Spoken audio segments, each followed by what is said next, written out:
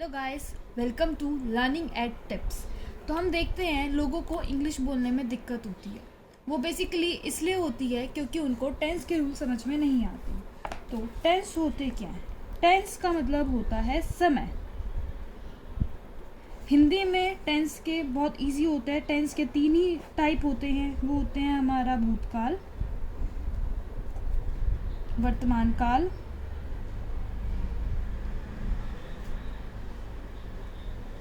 और भविष्यत काल। इंग्लिश में भूतकाल को हम बोलते हैं पास्ट टेंस, वर्तमान को हम बोलते हैं प्रेजेंट टेंस और भविष्य को हम बोलते हैं फ्यूचर टेंस। तो मैंने ऐसा देखा है कि अगर आपको टेंस के रूल्स पता हो तो आप इंग्लिश आसानी से बोल सकते हैं। तो सबसे पहले हिंदी की तरह इंग्लिश में टेंस सिर्फ इन तीन चीज़ों तक लिमिटेड नहीं रहती। इंग्लिश में प्रेजेंट टेंस की भी 4 डिवीज़न है। पहली है सिंपल प्रेजेंट टेंस,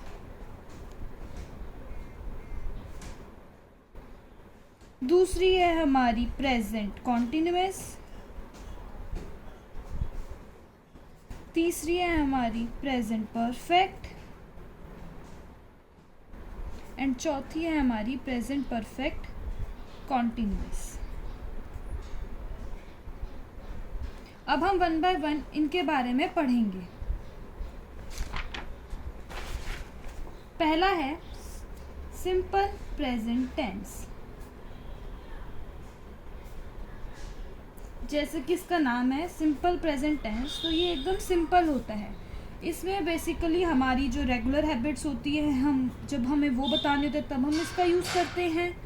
जब हमें हमारी कोई जर्नल फैक्ट स्टेट करना होता है तब हम इसका यूज़ करते हैं, या फिर हम आपस में यूजुअली कुछ स्टेटमेंट्स हमें किसी को बतानी हो बोलचाल की, तब हम इसका यूज़ करते हैं। तो आइए अब हम इसका रूल पढ़ते हैं। इसका रूल होता है, अगर हमारा सब्जेक्ट में यानी डूअर ऑफ द एक्शन, अगर हमारा सब्जेक्ट प्लूरल होता है, प्लूरल का मतलब एक से ज़्यादा, तो हमारा इसका रूल होता है सब्जेक्ट प्लस में वर्ब की फर्स्ट फॉर्म प्लस में ऑब्जेक्ट। जैसे कि दे गो, दे हमारा यहाँ पे है प्लूरल, तो इसलिए हमने यहाँ लगाया गो यानी कि वर्ब की फर्स्ट फॉर्म। पर अगर हमारा सब्जेक्ट सिंगुलर होता है तो इसका रूल थोड़ा सा मॉडिफाइड हो जाता है। क्या हो जाता है इसका रूल? सब्जेक्ट प्लस में वर्ब की फर्स्ट फॉर्म प्लस में एस या फिर ईएस लग जाता है वर्ब के साथ एंड देन ऑब्जेक्ट। सिंगुलर में हमारे आ जाता है, सिंगुलर सब्जेक्ट में हमारा आ जाता है किसी का नाम,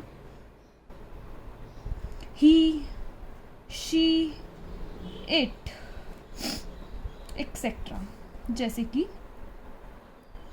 Ram place football, Ram football खेलता है। तो अभी आपने देखा प्ले के साथ हमने एस लगा दिया। प्ले के साथ एस इसलिए लगा क्योंकि राम हमारा सिंगुलर नाउन था। अब हमारा दूसरा टेंस होता है present continuous tense.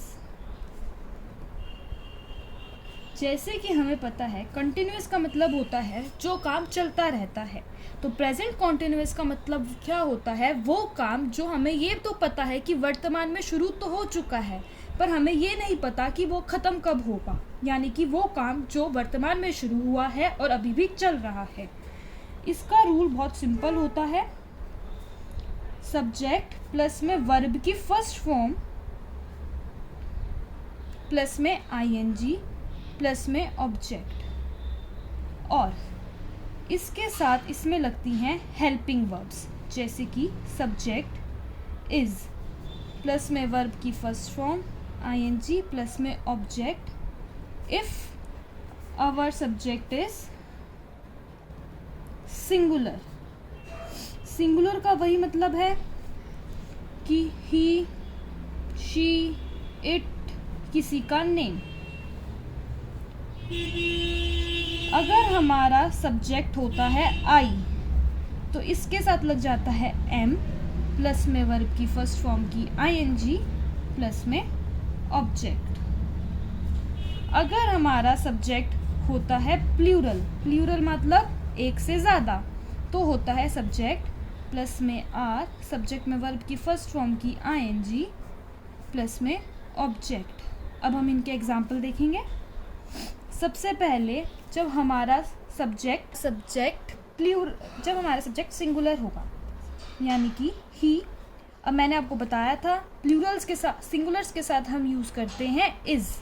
He is, play हमारा हो जाएगा वर्ब, वर्ब के साथ हमें लगानी है आईएनजी, यानी कि प्ले बन जाएगा प्लेइंग फुटबॉल, यानी कि वो फुटबॉल खेल रहा है। अब आई, जैसे कि मैंने आपको बताया था, जब हम आई का प्रयोग करेंगे तो आई के साथ हमेशा लगेगा एम। आई एम, अब हमारी वर्ब है राइटिंग, मैं लिख रही हूँ तो राइट, और आईएनजी क्या हो जाएगा, राइटिंग। तो ये हमारा हो जाता है जब हमारा सब्जेक्ट क्या हो, आई हो, आई के साथ हम हमेशा लगाते हैं एम। अब हमारा तीसरा, जब हमारा सब्जेक्ट क्या हो, प्लूरल हो, जैसे कि दे, प्लूरल के साथ लगेगा आर। अब हमारी वर्ब हो जाएगी दे आर डांस, डांस का क्या हो जाएगा, आईएनजी लग जाएगी तो डांस बन जाएगा डांसिंग। उम्मीद है आपको ये वीडियो पसंद आई हो। Do like, share and subscribe.